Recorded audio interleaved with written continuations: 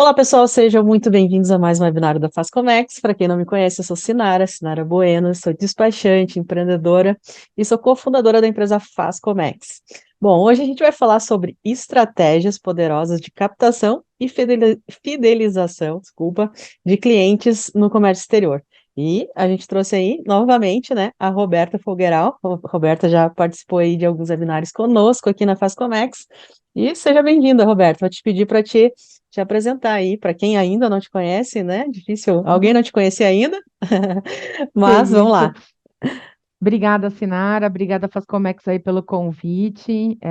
Bom, me apresentando, eu sou a Roberta Folgueiral, eu sou advogada de formação, estou no mercado financeiro desde deixa para lá, isso é uma grande incógnita que só o meu LinkedIn revela, porque senão as pessoas fazem conta da minha idade, né, Sinara? Então eu não quero deixar isso assim gravado, tal, né? Deixa assim no ar. Deixa quieto, né? Deixa quieto. E eu fiz minha carreira toda no mercado financeiro, sempre com vendas complexas, que são as vendas B2B. E hoje eu estou à frente da Folgueira Advisor, que é também a minha empresa da qual sou fundadora aqui. Nós temos um time que faz planejamento estratégico. E qual que é o nosso grande objetivo? É pegar o caos do comercial, organizar, criar método e fazer as empresas, com que as empresas tenham mais clientes dentro do processo B2B. E comércio exterior é 100% B2B, não tem nada de diferente de B2B, então eu acabei me especializando aí ao longo desses poucos anos de jornada nessa linha que é a linha de vendas complexas. Maravilha. Não, e assunto super pertinente, né? Porque todo mundo sempre, todas as empresas sempre procurando, prospectando mais clientes, e sempre importante a gente estar atualizado com isso, né? E utilizar métodos que sejam eficazes mesmo, né? Bom, Roberto, então, obrigada aí mais uma vez por ter aceitado aí Imagina. o nosso convite. E vamos lá, então. Eu separei aqui algumas Bora lá. perguntinhas para te fazer quanto a isso, né? Como tu disse, né? Comércio exterior aí tá totalmente focado aí no B2B, né?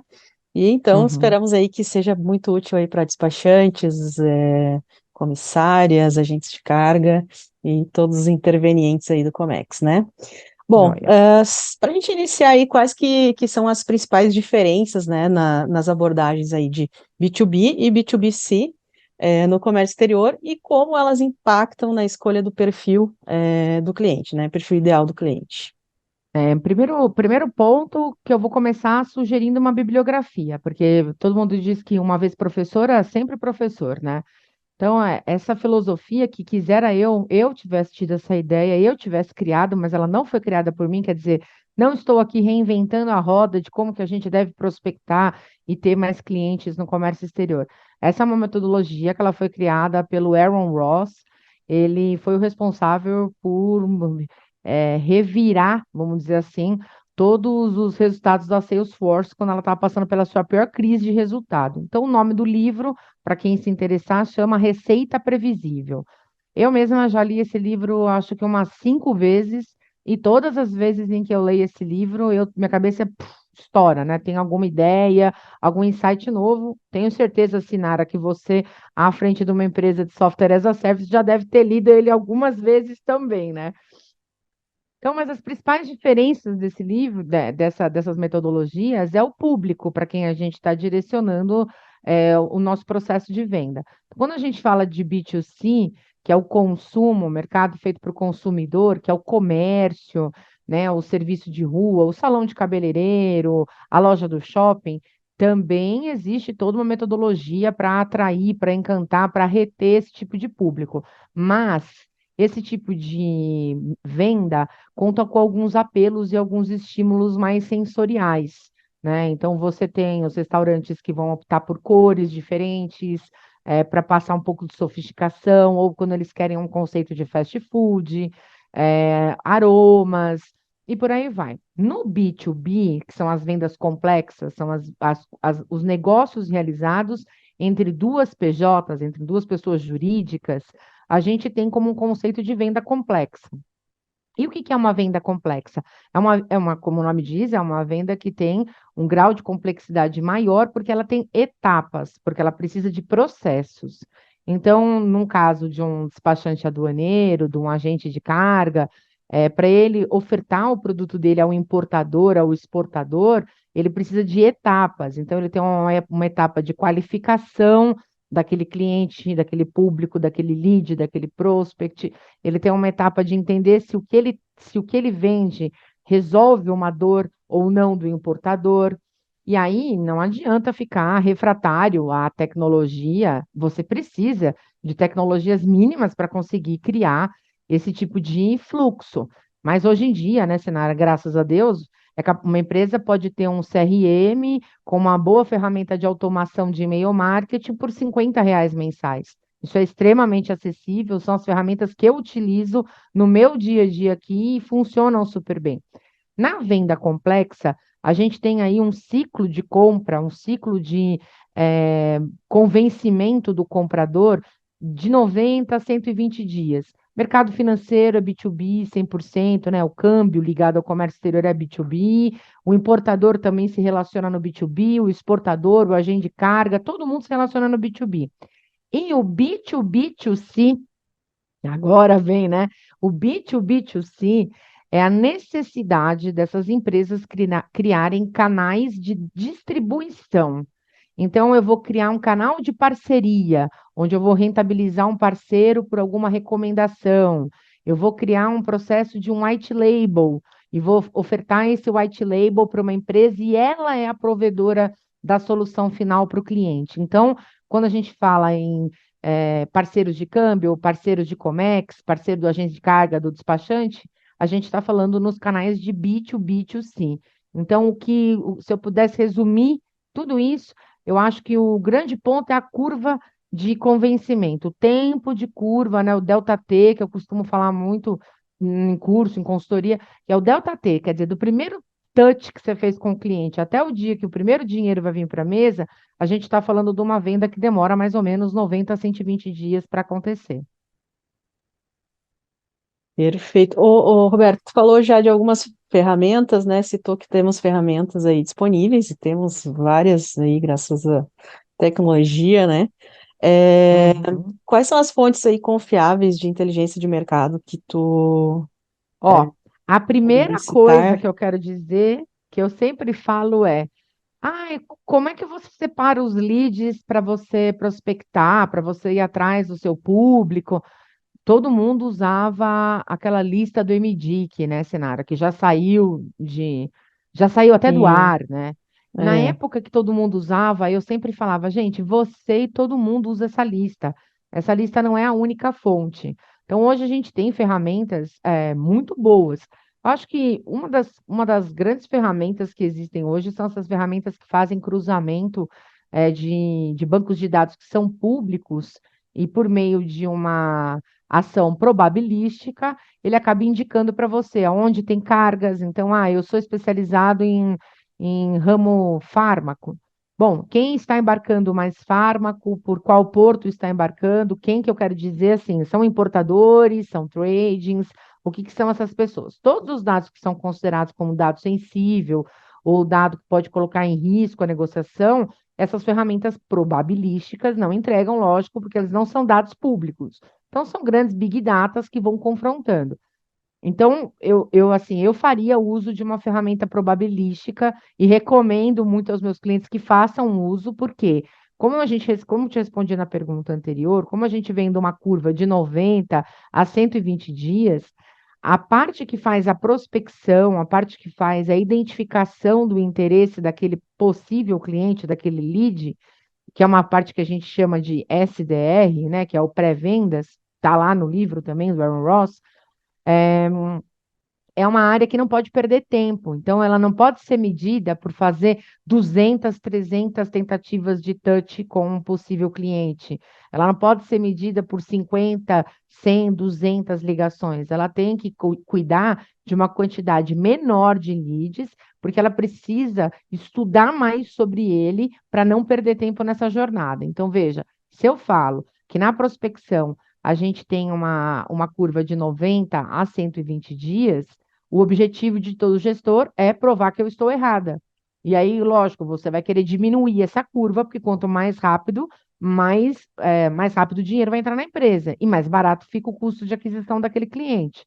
Então, portanto, quanto mais você tiver ferramentas probabilísticas que te indiquem o alvo de uma forma mais certeira, melhor. E aí, lógico, você vai precisar sim de um CRM, como eu disse, por R$ 50 você já consegue um CRM com até 1.000 e-mails lá diferentes, com um funil, com modelos de LP, que são estratégias para você capturar a atenção aí do seu cliente. Então, não faz, Sinara, quem não quer, né? Quem quer, eu brinco e falo assim, não faz quem tem o síndrome de Gabrielão, sabe? Eu nasci assim, eu vivi assim, eu vou morrer assim.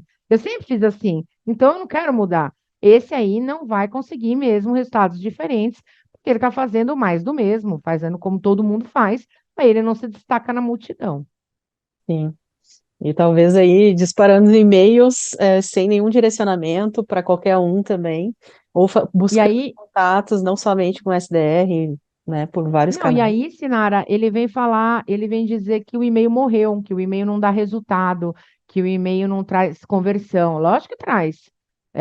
Mas agora, ninguém mais aguenta receber o mesmo modelo de e-mail, né? Oi, fulano de tal, tudo bem?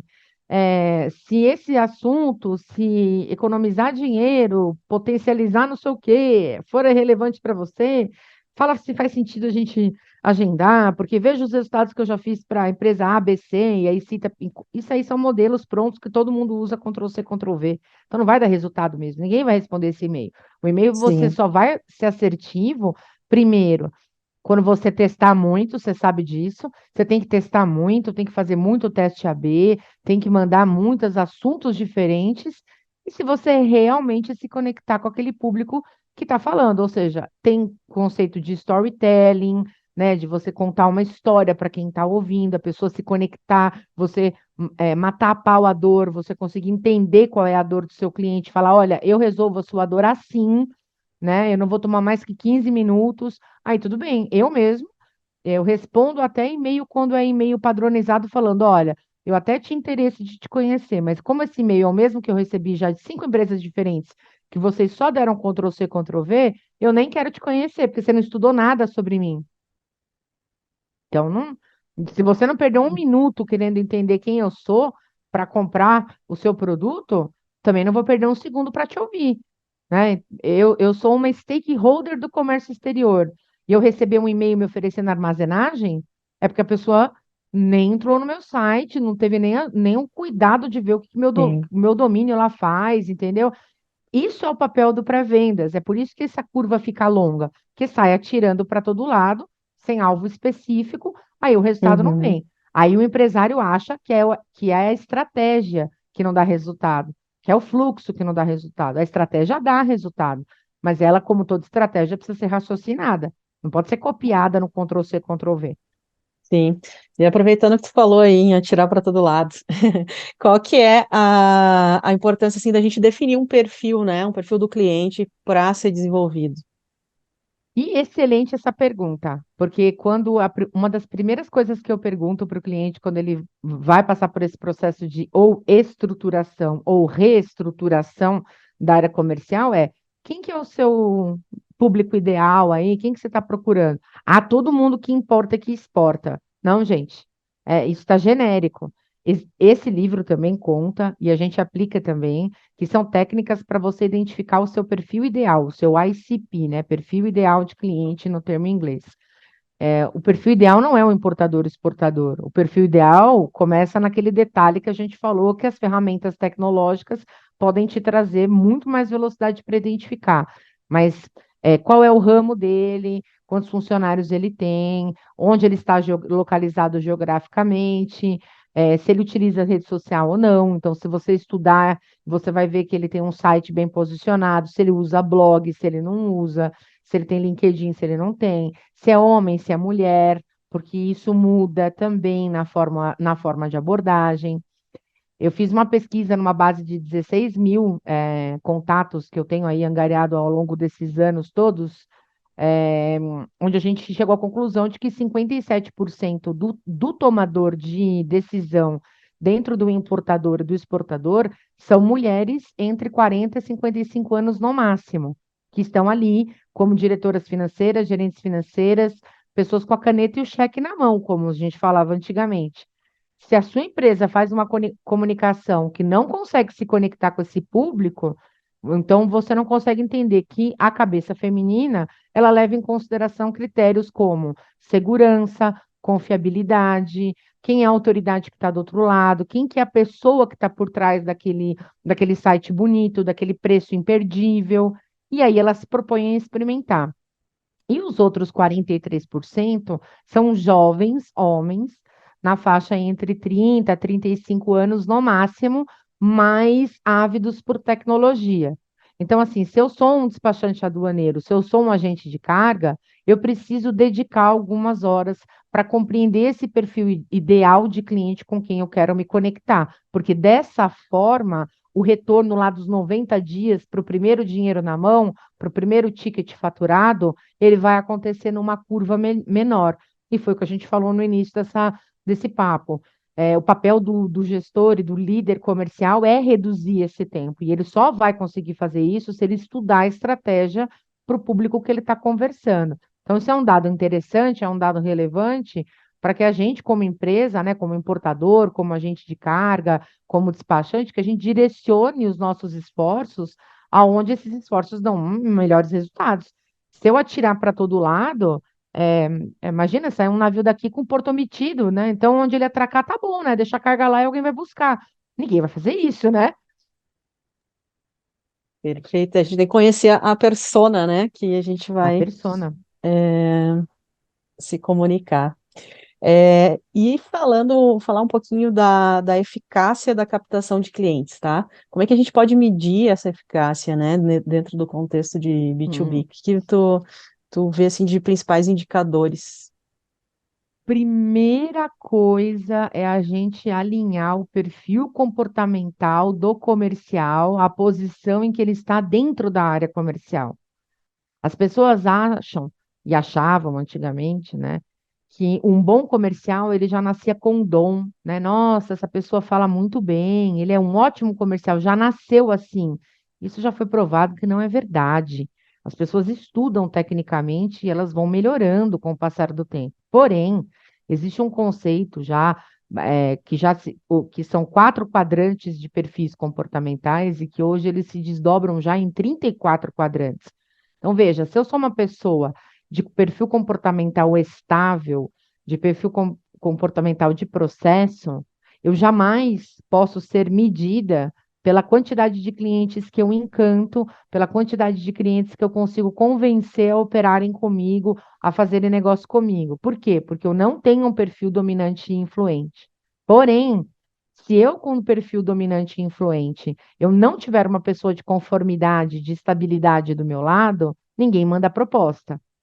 Então, veja, eu visitei 10 clientes hoje, tenho mais 10 amanhã e sou aclamada porque minha agenda está cheia, meus medidores, meus KPIs e meus OKRs estão ótimos, né? Nossa, esse cara é fantástico. Só que se eu fizer isso ao longo de 20 dias do mês, é quem mandou a proposta para esse cliente? Quem conferiu se esse cliente enviou documentação para operar? Quem que foi ver se esse cliente está satisfeito? Né? Quem foi ver se correu tudo bem? Vai fazer a parte lá de CS, né, de sucesso do cliente. Quem que vai fazer isso? Possivelmente não é a Roberta, por uma questão muito simples, eu não tenho nem horário para fazer isso. Se eu estou fazendo 4, 5 reuniões por dia, que hora que eu consigo alimentar CRM? Que hora que eu consigo fazer isso? Então, antes da gente pensar assim, quais são os principais medidores, a gente tem que alinhar a expectativa do perfil comportamental e parar de analisar como baixa performance, uma pessoa do comercial que não tem perfil comportamental para ir em visita, para tomar porrada, para ficar falando com o cliente, convencendo o cliente. Mas ela é tão importante ou mais importante do que ter uma pessoa que fala super bem, que encanta, porque é ela que faz o negócio acontecer, é ela que é a pessoa de processo. Então, o que que eu quero dizer com isso? Uma frase que a gente tem que arrancar da apresentação da gente, arrancar, assim, explodir, deletar, apagar, passar branquinho, rasgar, não sei. Assim, acabar com esse uso é aquela coisa de, olha, aqui a gente se orgulha muito, porque aqui todo mundo faz tudo. O lugar que todo mundo faz tudo, ninguém faz nada, né? Então, não, num processo de venda complexo, escalável, né, previsível, como o próprio livro diz, a gente só vai ter essa maravilha de ter previsibilidade da receita se a gente tiver processo comercial. E processo comercial está alinhado com o perfil comportamental. Então, como é que a gente mede? A gente mede de acordo com o perfil comportamental e de acordo com a atividade que a gente espera daquele profissional comercial. Não existe comercial só falando bonito, bem vestido, cheiroso, engravatado, fechando grandes contas. Ao lado e não atrás. Ao lado dele precisa ter alguém de processo, uma pessoa estável, de conformidade, que faça follow-up, que veja como é que foi o resultado, senão a Roberta fica fazendo um monte de reunião e não concretiza nenhum negócio. Perfeito. Justamente. Roberta, e assim, saindo um pouquinho aí dos indicadores, né? Falando um pouquinho sobre conceitos também, talvez, né? Prospects e leads. Qual que é a diferença e qual que é a importância disso nas estratégias de venda? É muito boa essa pergunta, né? Prospect, aquela pessoa, me parece que é a pessoa que reúne todas aquelas características que a gente colocou na matriz de perfil ideal de cliente. Eu estou prospectando, eu estou estudando, eu estou tentando fazer negócios com aquela empresa. Então, eu estou prospectando, ela não é nada minha. Lead é como se a gente estivesse enxergando um grande funil.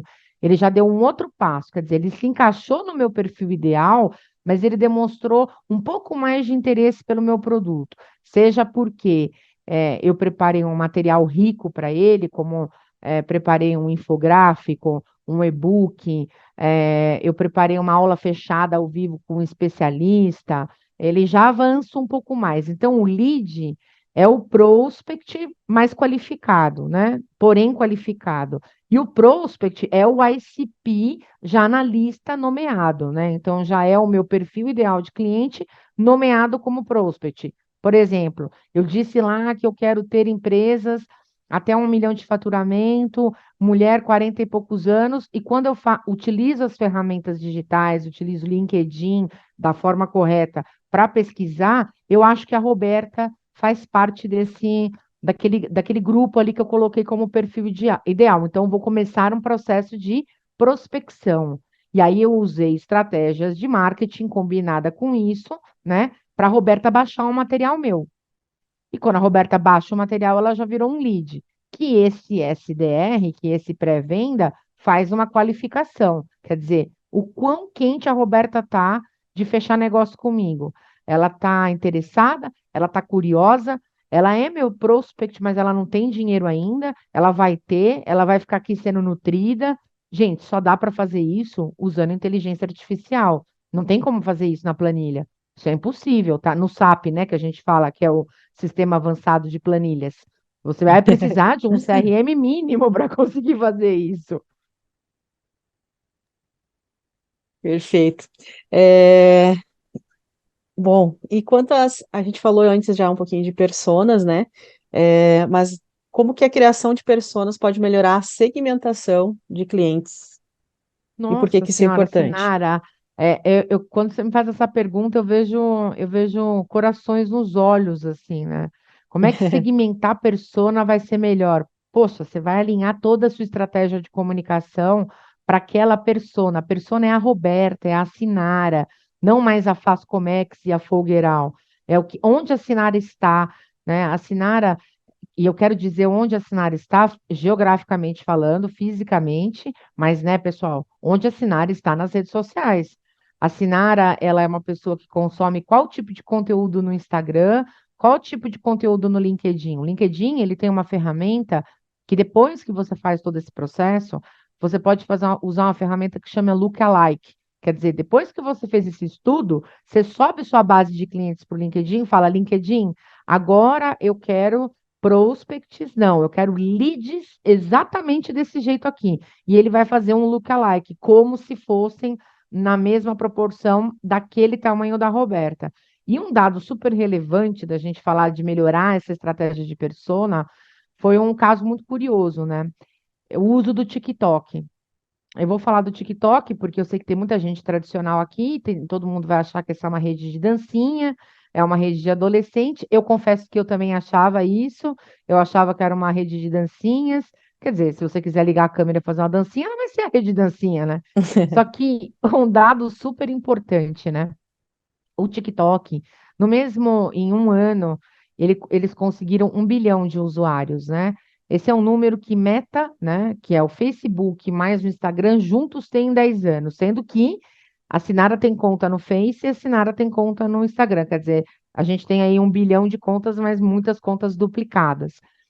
E o TikTok, vendo esse crescimento absurdo, eles fizeram um evento aqui em São Paulo, já há alguns meses, dentro da B3, a antiga Bolsa de Valores, mostrando qual que era o perfil de consumo do mercado financeiro dentro do TikTok. E aí você, Sinara, e todo mundo deve estar se questionando. Porra, mas o cara vai contratar uma aplicação, um investimento com base no TikTok? Não, não vai. Ele vai ver o vídeo, vai passar, vai ver o vídeo do cachorrinho fofo, de uma dica de marketing, o algoritmo vai entregar mais conteúdo rico para ele. Lembra do conteúdo rico que a gente conversou umas perguntas atrás? Só que o que acontece? O dia que eu tiver uma dor, eu nem vou lembrar que vi aquele vídeo no TikTok. Eu não vou lembrar que vi um vídeo de um conteúdo, de uma dica lá no Instagram. Eu vou para o Google. E aí lá no Google eu vou colocar assim, nossa, empresa do Rio Grande do Sul, de Santa Catarina, não lembro, com soluções para o despachante aduaneiro, para o comércio exterior, o logotipo era branco. Eu vou escrever no Google alguma coisa assim. E aí eu vou achar o site da Fascomex.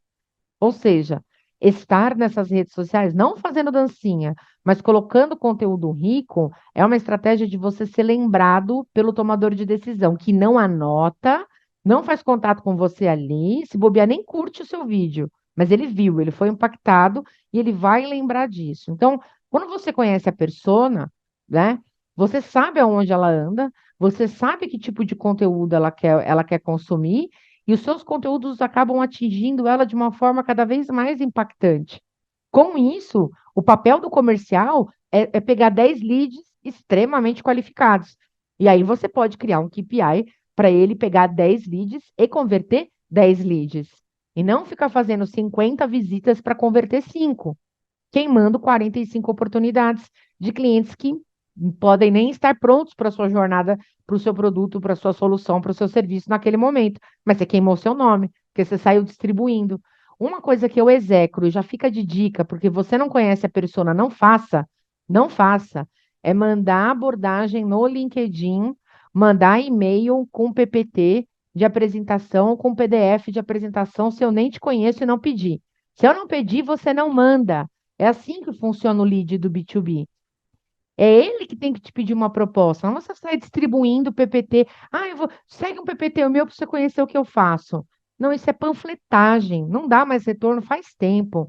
Mas faz muito tempo. Estou para te falar que acho que isso não dá retorno faz uns 7, 8 anos já, que ninguém mais usa isso.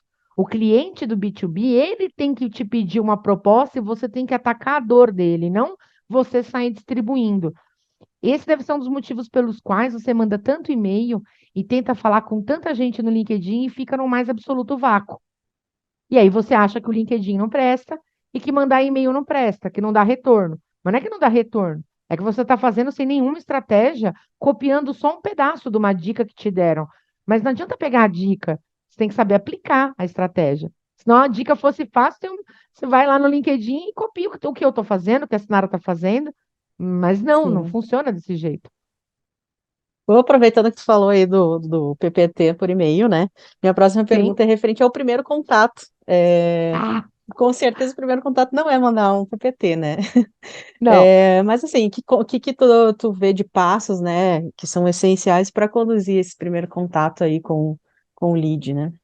Ó, parece que a gente fica toda hora falando a mesma coisa, mas é importante até para a gente fixar. Então, veja, eu sou empresário, eu sei o perfil comportamental da minha equipe, adequei. Então, quem está falando com o cliente é só quem tem perfil comportamental de romper portas, né? Romper barreiras, encantar, motivar, convencer. É o perfil dominante e influente.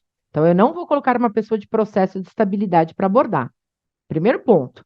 Ah, muito bem, vamos abordar. Ok, vamos abordar qual lista de e-mails? Da onde ela vem? Ah, essa lista de e-mails aqui é a lista de cartãozinho de visitas que eu peguei numa feira. Quero falar sobre feira, você não me perguntou, mas eu quero falar uma coisa que as pessoas têm que parar de fazer também. Por favor, peguei o cartãozinho. Você vai na Intermodal, né? Você quer vender para alguém que está na Intermodal. Porém, essa pessoa é um expositor da Intermodal. Alternativa A. Você acha mesmo que uma pessoa gastou uns 300, 400 pau para montar um stand lá, quer receber um vendedor no stand dela? Não, ela quer receber um comprador, né? Então, se você vai às feiras, entenda como você está indo. Você está indo para quê? Você está indo para construir relacionamento, para iniciar relacionamento. Então, você foi lá, pegou os cartõezinhos, viu que o stand estava bonito, fez uma marcação. Tô com 20 contatos bacanas. Esse stand aqui é no stand de um cara que é meu prospect. Ele é meu perfil ideal de cliente. Eu quero falar com ele. Eu vou mandar um e-mail como? Quebrando gelo. É e-mail de quebra-gelo. É o e-mail de warm-up. Técnicas que a Microsoft, a Nike, todos utilizam em B2B. Muito bem. Olha, Sinara, estive lá na Intermodal e a primeira coisa que eu quero te falar é que seu stand estava maravilhoso. A feira atendeu o que você queria? Você acha que como foi melhor ou foi pior? É o primeiro ano que você expõe? A chance da Sinara me responder é ótima, porque existe uma técnica, que é a técnica sanduíche de reunião, que é a técnica de quebra-gelo, que é você começar falando de uma coisa gostosa para o seu cliente falar com você. Para ele te responder, ô Roberta, você foi lá? Puxa, por que que você não parou para tomar um café comigo? Esse é o meu primeiro ano, esse é o meu segundo ano. Achei que foi melhor, achei que foi pior. Puta, eu estava querendo colher uns feedbacks com você. Como que a gente pode conversar amanhã? Quando que dá para a gente trocar uma ideia? Queria entender, eu acho que queria entender melhor o que você faz, né? Entender como é que a gente pode colaborar. Primeiro, vai se interessar em ouvir bons comerciais, que têm o perfil comercial, né? O perfil comportamental para essa vaga, são pessoas que genuinamente se interessam por pessoas. Se você não for esse tipo de gente e tiver querendo ir para o comercial porque ganha dinheiro, recomendo você sair correndo logo, porque você vai trabalhar infeliz e não vai ter resultado. Então, networking, relacionamento, negócio, você constrói ao longo do tempo. O comércio exterior, ele vive um paradoxo atualmente, e aí atualmente é bom a gente falar, né? Setembro de 2023, porque o atualmente um mês já ficou atrasado, mas ele vive um paradoxo, que ao mesmo tempo que eu tenho um mercado extremamente conservador, eu tenho um mercado ávido por tecnologia, por celeridade, por coisas modernas. Quer dizer, é por isso que é um paradoxo, eu sou conservador, mas eu queria entender quem está por trás disso aí, né? Quem que está fazendo todo esse negócio acontecer. Então, se você não começa traçando um critério de relacionamento, de vínculo, para daí você introduzir o seu assunto, seus e-mails, suas abordagens serão sumariamente ignoradas. E sim, se você faz negócios ou busca negócios com empresas americanas, europeias, qual país da Europa, orientais, japonesas, chinesas, coreanas, existe também um código de etiqueta diferente para o relacionamento que a gente tem aqui no Brasil, né? Não, hoje os tempos são modernos. Não, não são, não são. Existe uma etiqueta que é uma etiqueta do país que você está pretendendo fazer negócio. E se você não estuda, você já queima a largada na primeira abordagem. Então, o que que faz sentido abordar, né? Quais são as técnicas mais bem-sucedidas? Depende. Você fez a sua lição de casa para traçar quem era o seu perfil ideal de cliente? Você investiu um tempo pesquisando o que que a Sinara gosta, que rede social que ela tá, o que que ela curte. Você jogou lá para o LinkedIn um lookalike, puxou as empresas que são mais parecidas? Puxei. Então agora você já sabe qual que é a estratégia que você vai abordar, qual que é a técnica que você vai utilizar. Técnica sanduíche. Quebra-gelo, warm-up, entender, elogiar o processo do outro, falar um pouco do qual que é o objetivo e a técnica lacradora para fechar negócio, mas para lacrar mesmo, é nunca levantar de uma reunião sem definição de próximos passos. Você não levanta de uma reunião sem definir próximos passos, você não encerra um e-mail ficando à disposição de ninguém. Você sempre diz quais são os próximos passos. Veja, Sinara, estou te mandando uma proposta. Quais são nossos próximos passos? A gente tem que definir a data de onboarding, a gente tem que definir quais portos você vai trabalhar, a gente tem que definir se sua carga é perecível, se ela não é. Então, eu sugiro que a gente faça isso em 24 horas, sob pena da gente não conseguir confirmar seu booking. Você precisa levantar a reunião com próximos passos. Quem fica à disposição, né? Então, não é importante, porque está à disposição, né? Então, tá tudo certo. Então, você sempre tem que usar a técnica de sanduíche. Quebra o gelo, elogia, né, o contato, vale para conversas difíceis, para dissolução de sociedade, para abordagem no frio, vale para tudo. Vai para os objetivos e finaliza depois lacrando com os próximos passos. Sim. Antes tu falou o termo conservador, né? Eu acho que isso tem alguma correlação com a próxima pergunta, assim, tá? É, eu vejo bastante resistência, assim, no uso de reuniões virtuais dentro do comércio exterior, principalmente quando a gente fala aí com os pacientes aduaneiros, agentes de carga também, né? Mas a pergunta ela é mais assim em relação aos prós e contras, né? Das reuniões presenciais versus virtuais, né? Tu já falou algumas coisas aí relacionadas à cultura, né? Quando tu vai negociar com outros países, mas aí dentro do contexto então de B2B, o que que tu vê de prós e contras entre reunião virtual versus virtuais? Eu gosto de reunião presencial, gosto. Eu gosto de reunião virtual, eu gosto também de reunião virtual. Eu só acredito que para que a gente tenha uma reunião virtual muito boa, além de você dominar tudo isso que a gente conversou agora, que é o ICP, né, a diferença de prospect de lead, dedicar um tempo lá estudando o seu perfil ideal de cliente e tal, você tem que ter um negócio chamado técnica de vídeo para fazer reunião. Reuniões online não conseguem, elas ficam muito pesadas, acima de 40 a 45 minutos, muito pesadas. Por quê? Porque a sua atenção está hiperfocada na tela, a tela é cansativa, o áudio é cansativo, a voz das pessoas no fone é cansativa. Então, você tem que entender que existe uma técnica de postação de voz no vídeo que é muito diferente daquilo que a gente faz quando a gente está presencial, né? E numa cidade como São Paulo, que é onde eu estou, fazer uma reunião presencial é uma epopeia, né? Porque você precisa entender que bairro é, quanto tempo você vai gastar na ida, quanto tempo a reunião vai gastar, se ela vai atrasar, se ela vai levar mais tempo, porque as reuniões presenciais têm mais chance de não saírem no tempo que você precisa e mais a volta. Então, ir para uma reunião presencial em São Paulo já é um hábito aqui que isso aconteça só quando a gente for para os finalmente. Então, estamos na fase de definir um contrato. Já trocamos muitas minutas. Pô, a gente tem que sentar um dia e tem que matar esse contrato.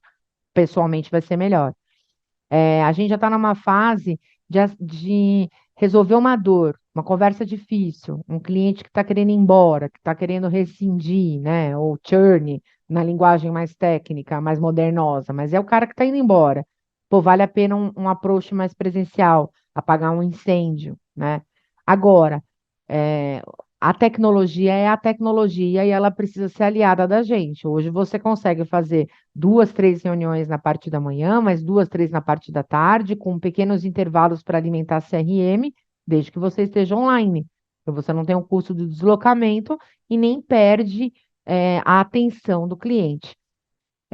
Qual que é o modelo melhor? O modelo melhor é o modelo que o seu cliente escolhe, que é melhor. Se você está falando para um universo tecnológico, nem fala com reunião presencial, porque é possível que os caras não tenham nem sede. Eles estão todos em home office. Então, eu quero fazer uma reunião presencial com uma empresa de tecnologia. Impossível, porque cada um sócio está na Índia, o outro sócio está nos Estados Unidos e um está aqui em São Paulo. Como é que vai fazer uma reunião presencial? Tem como. Eles já trabalham assim, eles nasceram assim. Ah, não, é um cliente importador que o sócio tem entre 55 e 60 anos. Eu já estudei. Essa persona é uma persona muito mais tradicional, pouco aberta à tecnologia, é uma conta enterprise, é um key account, é uma conta estratégica, são muitos containers, é muito processo. Eu tenho que me deslocar, tenho que pegar um avião, tenho que ir lá e fazer a reunião, que é estratégico para mim. Então, não tem resposta certa ou errada aqui. A resposta é sempre o que é melhor para o seu cliente. O seu perfil de cliente que você está prospectando quer o quê? Porque você não pode ser um problema para o seu cliente. Se você é o comercial e quer fechar um negócio e o seu cliente é moderno, não é você não gosta de reunião online. Ele gosta de reunião online. Você tem que aprender a fazer reunião online. Sabe, o ano é 2023, a gente passou 2 anos trancados dentro de casa e tem gente que fala, eu não faço reunião online. É por isso que a empresa está cada vez mais encolhendo. Não tem como, né? Eu gosto do contato do ser humano, eu gosto do cafezinho, eu sou uma pessoa do contato com o ser humano, mas a gente tem que convir que não é para tudo que precisa de uma reunião presencial. Tem necessidade de fazer uma reunião presencial para fazer uma apresentação de equipe, para apresentar para o cliente quem que vai ser analista de importação dele? Qual que é a necessidade de fazer isso? Agora, depois de 1 ano desse cliente operando com você, 1 ano falando com esse analista, ninguém conhece esse cliente presencialmente ainda? Pô, já está na hora de fazer uma visita de cortesia para esse cliente, né? Aí é um outro cenário. Agora, a gente tem que usar o que é melhor para o cliente, qual que é o público se identifica mais. E definitivamente aprender técnica de estar no vídeo, que também tem técnica para isso. Você não fica fazendo reunião falando assim com a mão, ó, é horrível, entendeu? Se eu não faço isso numa live, não vou fazer isso numa reunião online, é a mesma coisa, né? Não tem cabimento. Sim. Não, não. E eu vejo muita gente dentro da nossa área de Comex, né, com resistência em fazer online ainda, né? Por incrível que pareça. A gente passou, como tu disse, por uma pandemia onde que a gente precisou, né, fazer. Acho que aumentou muito. A gente aqui, né, na Fazcomex, né, nós somos uma empresa de tecnologia para comércio exterior, né? E a gente sempre fez o onboarding, né, o treinamento quando a empresa contrata o sistema. A gente sempre tentou fazer online, mas antes da pandemia era muito difícil, Né? porque os despachantes não aceitavam. é, Era difícil de conseguir agendar, né? A gente está, Olha, obviamente, falando mais no contexto comercial, né? Mas trazendo sim, essa experiência com esse público para a área de suporte, de CS, né? De treinamento, a gente tinha muita dificuldade. Hoje a gente consegue fazer 100%, né? Mas e sempre precisa, teve né? essa resistência, né? Sempre teve essa resistência. E E aí, eu quando a gente falo, leva isso para o Sinara, comercial, é indispensável, né? Você sim, não dá para ir em todos os locais, como você disse, né? não tem como.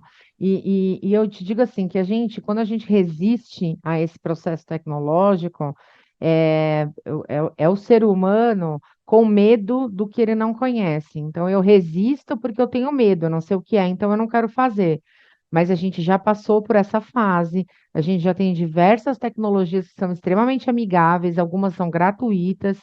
O Google, uma conta gratuita do Google, já te dá direito a gerar link de meeting de até 1 hora, né? E se você pagar R$ 100 por mês, você já tem um domínio seu, com possibilidade de gravar reunião, transcrever reunião.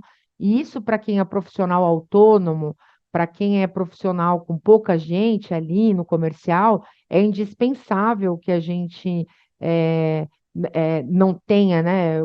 Como que eu vou? É impensável que a gente não tenha um recurso tecnológico para favorecer o processo. E quando eu sou sozinho, quando eu sou pequeno, quando eu tenho uma empresa mais enxuta, aí é que o processo faz toda a diferença. Porque quanto mais você dedicar tempo a fazer isso, mais o seu dia vai render. Porque você não vai ficar perdendo tempo apagando incêndio de como vou fazer para resolver aquilo. Então, se eu tenho uma ferramenta de gestão dos meus processos de importação, de exportação, de gestão dos meus leads, que é um CRM, de captura de leads mais qualificados, se eu sei me comportar numa reunião online com a mesma desenvoltura que me comporto numa reunião presencial, isso no final do dia, aqueles 90, 120 dias que a gente falou, eles acabam sendo mais reduzidos, acaba ficando mais enxuto. E no final do dia é você tendo mais clientes performando e a inteligência trabalhando para você. Eu nem acho, e aqui puxando um super gancho, que os empregos estão super ameaçados porque a inteligência artificial vai roubar clientes, né? Vai acabar com os nossos empregos. Você vai ser um usuário da inteligência artificial. Então, se você manja, você vai colocá-la para trabalhar para você. Você vai automatizar um fluxo de e-mails, você vai automatizar um processo, enquanto aquele relacionamento, aquele contato com o cliente depende ainda de um ser humano encarnado aqui, com átomos, né, automatizado aqui, e não ali no digital, como é a inteligência artificial. Mas eu sei que essa resposta é uma resposta extremamente polêmica, porque alguns ainda acham que a tecnologia está acabando com as profissões. Eu, assim, não concordo. Eu acho que ela é uma ferramenta importantíssima para potencializar o resultado da gente. Sim. E trazer muitas vezes muito mais produtividade, né? Como você falou. Se Muito, você muito usar, mais. souber usar a inteligência artificial, vai ganhar muita agilidade, né? E Vai tá ganhar cheio de dinheiro, esse é o ferramentas, pronto. e dinheiro, né? Principalmente. Dinheiro, E vai já tá ganhar cheio dinheiro. de Esse é o ferramentas ponto. aí. Não é só o Ó, você chat fala GPT assim, lá. quero gravar conteúdo, né? Todo mundo sabe que eu posto muito conteúdo no Instagram, posto muito conteúdo nas minhas redes sociais, abro caixa de pergunta, respondo, tal. Sinara, assim, ó, esse aqui é um microfone de lapela que eu tenho, que custou cento e poucos reais. A minha câmera 4K custou R$ 600 em 10 vezes. O aplicativo que faz o teleprompter, sim, porque eu não tenho nada de cabeça, não decoro as coisas, né? Também não sou essa pessoa. O teleprompter ali custa R$ 100 por ano. A legenda, R$ 100 por ano. Mas vai falar para mim que você não produz por quê? Porque você não tem um estúdio profissional? Eu também não tenho. Mas até aí não tenho, e acho que tive em uma vez na vida e não teria de novo. Tive um estúdio profissional uma vez na minha carreira, na minha empresa, e não teria de novo. Porque hoje as ferramentas são muito melhores, muito mais acessíveis, e isso é conteúdo rico para o seu cliente. Isso é conteúdo que faz ele lembrar de você, fixar a marca, que é tudo a ver com o que a gente está falando, que a gente falou na primeira parte do nosso bate-papo aqui. Tudo faz parte, na verdade, de uma grande estratégia. Não é simplesmente copiar o vídeo, copiar a estratégia do outro e você acha que vai fazer sentido para você, para o seu negócio, para o seu cliente, por tipo de cliente que você utiliza. É, fazendo ainda um paralelo, se eu estou falando que 57% são mulheres, entre 45 e 55 anos, daqui 10 anos elas terão, respectivamente, 55 e 65. Provavelmente estarão em cargos de aconselhamento já dentro dessa empresa, o cargo de advisor, de conselheiro, de mentor. Ué, quem está vindo pelo legado do quê? Está vindo já numa pegada totalmente eletrônica, né? O quanto mais jovem, mais no touch ou slow ou low touch, né?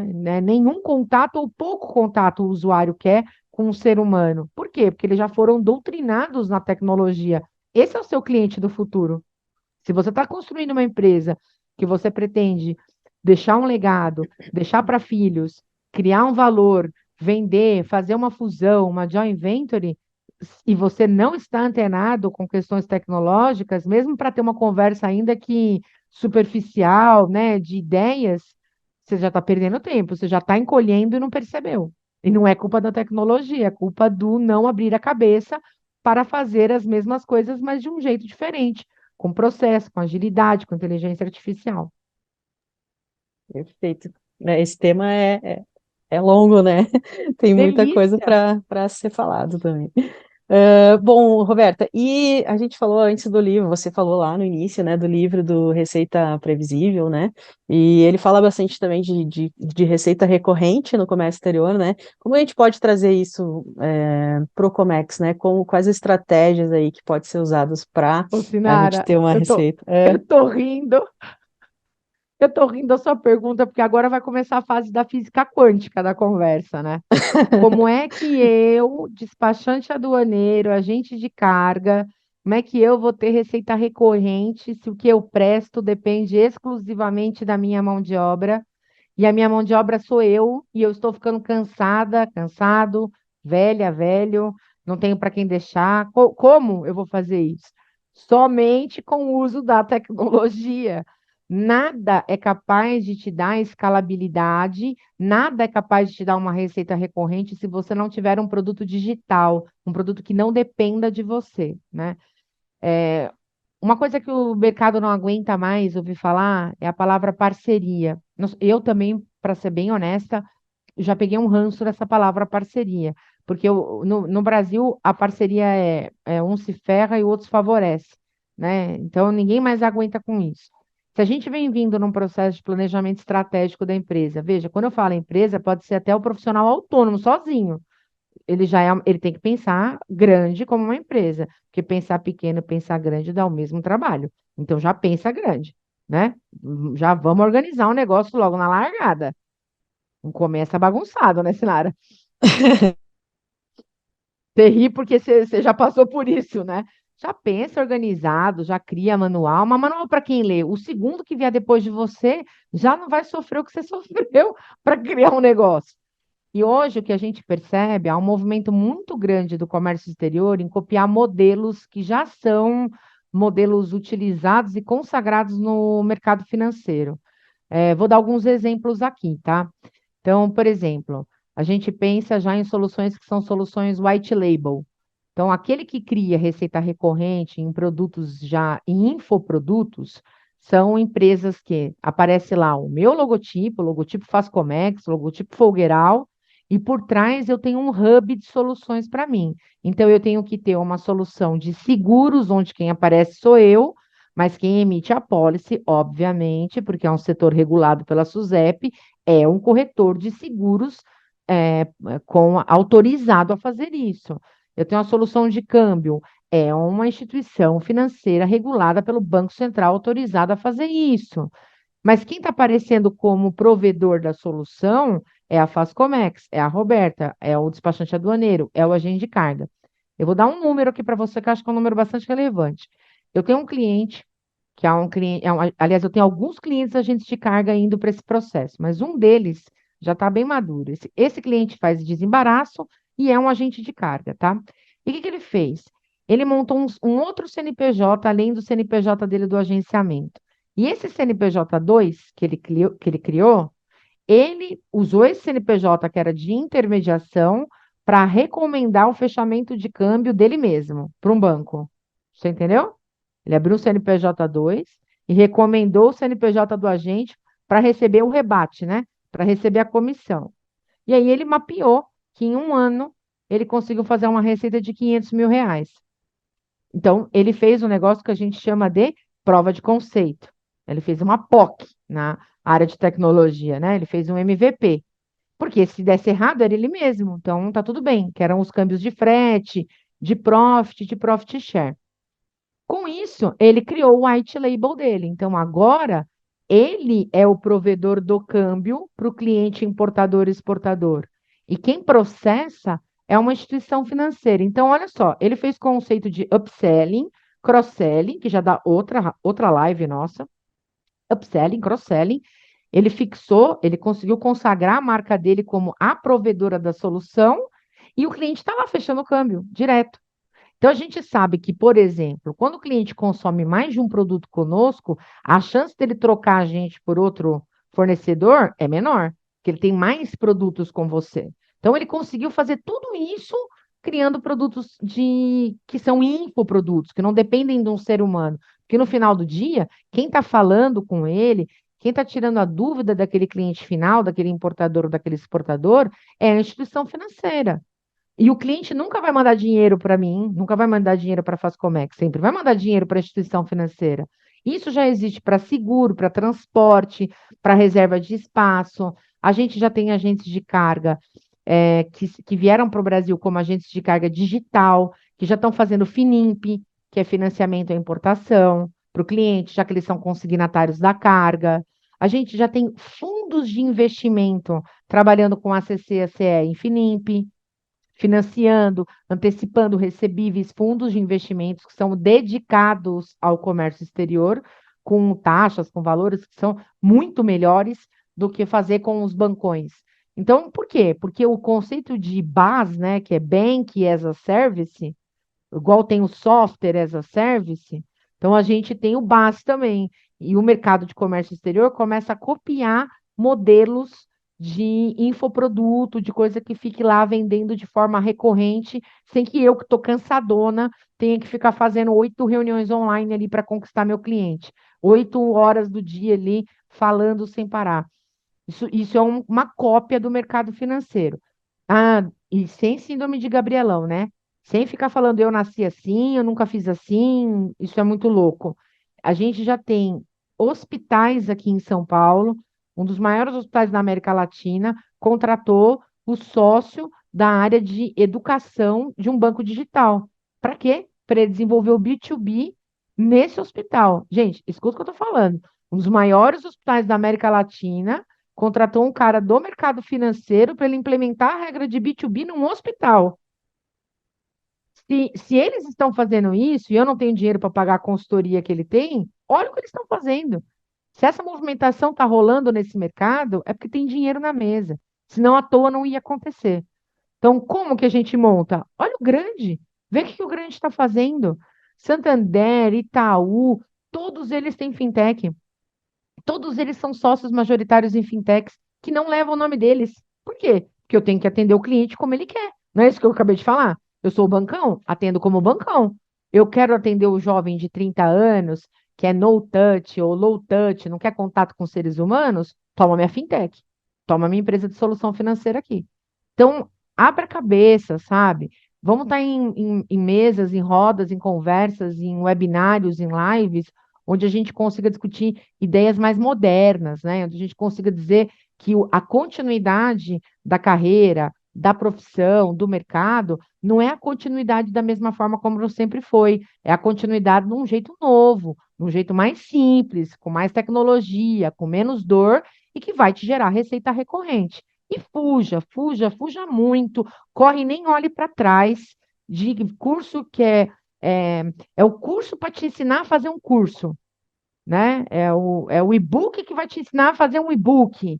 Isso é coisa pronta, é lista pronta. 7 dicas infalíveis de como ficar rico no comércio exterior. Sai fora, não existe 7 dicas infalíveis, né? Assim, o que que dá dinheiro no comércio exterior? Nada, quem dá dinheiro é vó e mãe, né? O resto só dá trabalho.